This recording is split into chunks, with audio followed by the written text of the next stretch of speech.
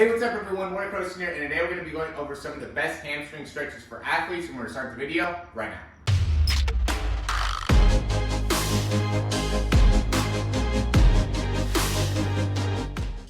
Alright, so the reason it is hamstring stretches for athletes is just because a lot of us know that doing static stretches for athletes is really not a very productive way to be able to actually lengthen the muscles, just because it ends up reducing the amount of force and power that you're able to create within the muscle. So really a lot of these, while there are some that are going to be a little bit in the static stretch kind of realm, it's not 100% a static stretch. We're going to be doing more dynamic type stretches to be able to really lengthen out the hamstring muscle, which is going to be really important for any type of athlete. So the first thing that I like to do is anything, so this is just to see my height, right? So it's a little bit, it's like halfway up onto my my femur, right? It doesn't have to be this high. I've had to build myself up to be able to get to this height, but what ends up being the key thing here is, we have our hamstring muscle, and the opposite is the hip flexor muscle, right? And those muscles have a synergistic relationship. So how well you can use one, it directly correlates with how well you can, utilize the other one or shorten one and then lengthen the other. So what I do is I come up here, and first I'll just really try to drive my toe, and you can do this on a bed or a desk or anything like that,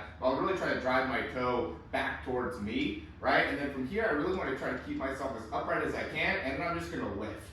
Right, and just by lifting that up, it really makes it so I have to kind of stretch out the hamstring and also works that hip flexor kind of simultaneously. Another good way to do this is not the same exact exercise, but still a good way to be able to build up length is, and you can use like a wall for this as well, is to go more from like a bent knee position and really like push your leg into it, right? So I'm here, I'm bent here, and then I'm really pushing my foot away, right? And again, this is a great way, and I'm driving my heel in towards that box here. Great way to lengthen the hamstring, and it's more of a dynamic way to be able to do it as well. It's not something that's going to be static, it's going to be something that will help you actively lengthening the muscle. The next thing is I like to go and walk through, and as I'm walking, I'll go and kind of grab onto my toe. And this is something that's a bit of a dynamic, bit of a static at the same time.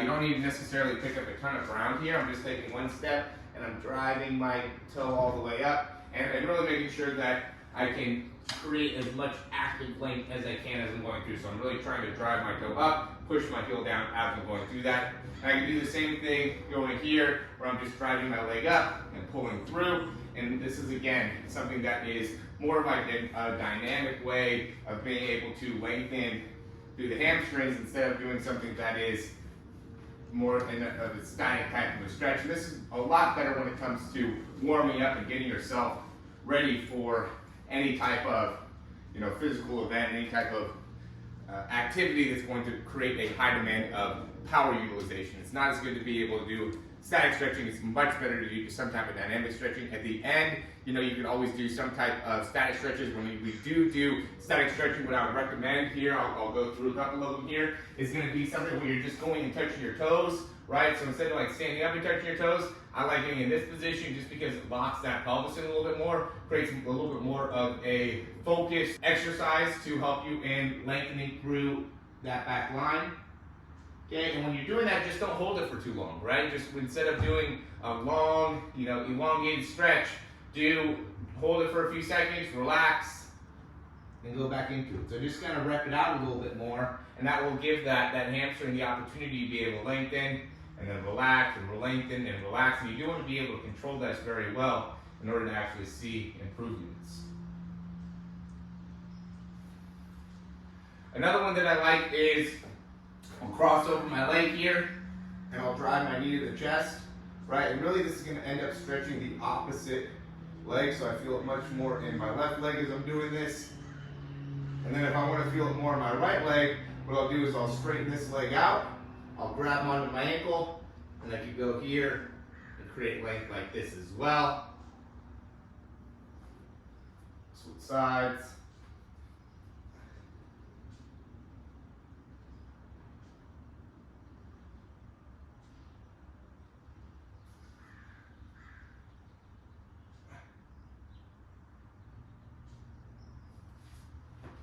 We're going to quickly interrupt this video just to save you like the information. Go ahead and click that thumbs up, subscribe to the channel, and we'll hop right back in the video.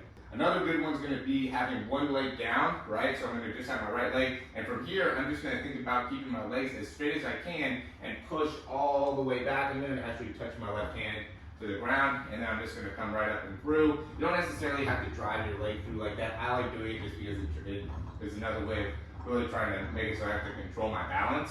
But I'm really shifting all my weight back, touching, coming back through, trying to keep my leg as straight as possible. Again, getting balance and also lengthening through that hamstring here. And then if you have the opportunity to use any type of weight, I would highly recommend you guys doing that, whether it's a dumbbell, kettlebell. I'm going to use a barbell for this one, but you can do the same thing here. So in terms of being able to lengthen through the hamstring, you can go now stand up, go all the way down, right, and be able to lengthen the hamstring like this, have a little bit more of a resistance to kind of pull you back, and then come back up here. When you're doing this, you gotta be careful, right? This is gonna be something that you have to be a little bit of an older athlete to be able to do. You don't wanna be doing this if you're like 9 or 10 years old, okay? You wanna be at least probably 13, 14 years old to be able to kind of use the bar for this, but great way to be able to lengthen really that whole back line. Lower back is a big part as well. And then I'll also go with the bar back behind me, and this is gonna be more of a good morning. So I'm here, and I'm just shifting my weight back as far as I can, and coming back. And again, another great active way to do this. You can do this with dumbbells, you can do this with kettlebells. You can just hold a weight, right, when you do the round play weights, and just kind of work on being able to shift your weight back, lifting up those toes, and just actively strengthening and lengthening through those hamstrings, right? And that ends up being the big thing here, is you want to do exercises that will create length as well. So it's not only about being able to do stretches, but it's also about doing the exercises that will help you in improving the length of the hamstring, and those are a couple great ones, as well as even doing like a Nordic hamstring curl could do a lot of good for helping you improve the length of your hamstring.